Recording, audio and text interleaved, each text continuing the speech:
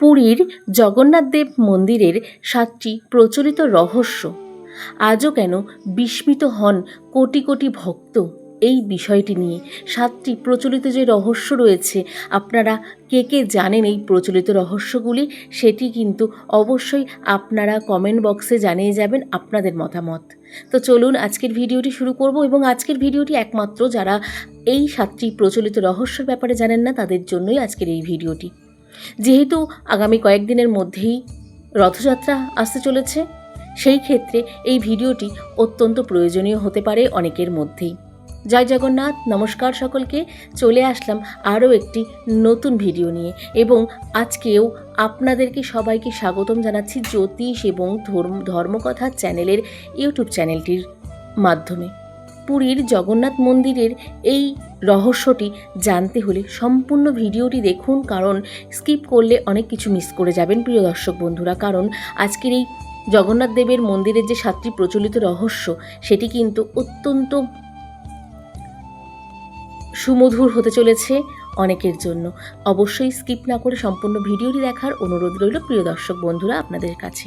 চলুন ভিডিওটি শুরু করব। সকলে কেমন আছেন কমেন্ট বক্সে জানাতে ভুলবেন না, এবং অবশ্যই কমেন্ট বক্সে জয় জগন্নাথ লিখে জানাতে ভুলবেন না। এবং আমাদের এই চ্যানেলের ভিডিওগুলি আপনাদের কেমন লাগছে কমেন্টে জানান। সাথে আমাদের চ্যানেলটিকে সাবস্ক্রাইব করে বেল নোটিফিকেশনটি অন করে রাখবেন, যাতে আমাদের চ্যানেলের মাধ্যমে ভিডিওগুলি সম্প্রচার হওয়ার সাথে সাথে আপনাদের কাছে অতি সত্বর পৌঁছে যায়।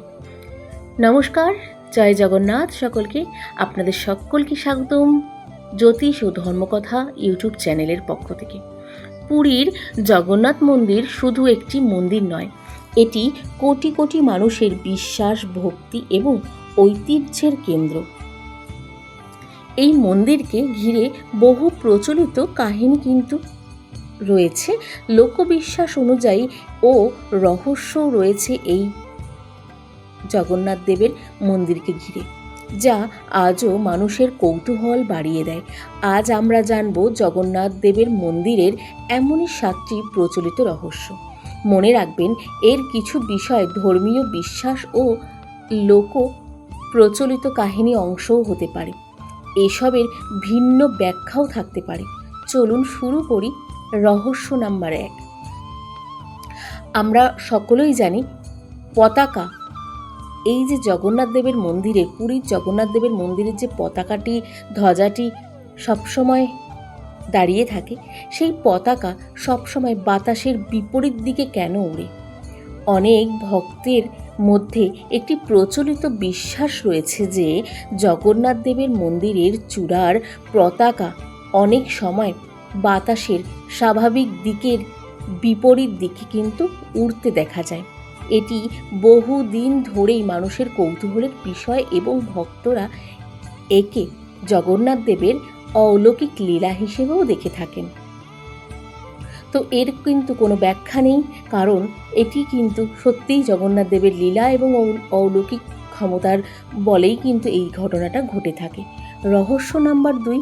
সুদর্শন চক্রের বিশেষ দৃশ্য।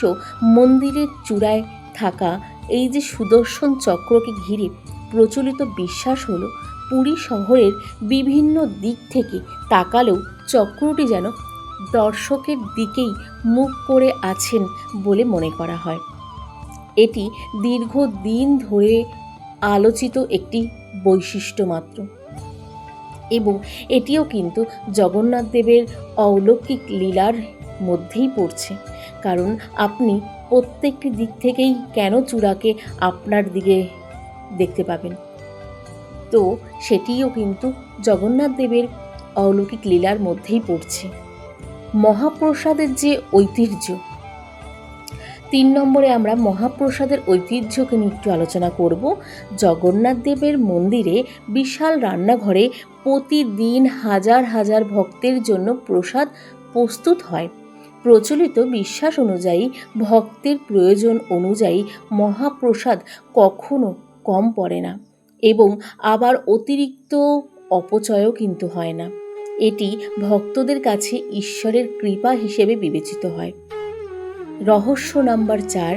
অসম্পূর্ণ মূর্তির গভীর তাৎপর্য।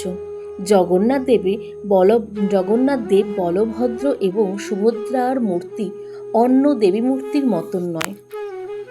হাত পা অসম্পূর্ণ এই রূপ বহু ভক্তের কাছে একটি গভীর আধ্যাত্মিক বার্তার প্রকৃত, যেখানে বাহিক রূপের চেয়ে ভক্তির গুরুত্ব কিন্তু অনেক বেশি। এই অসম্পূর্ণ মূর্তির গভীর তাৎপর্যও কিন্তু রয়েছে অনেক।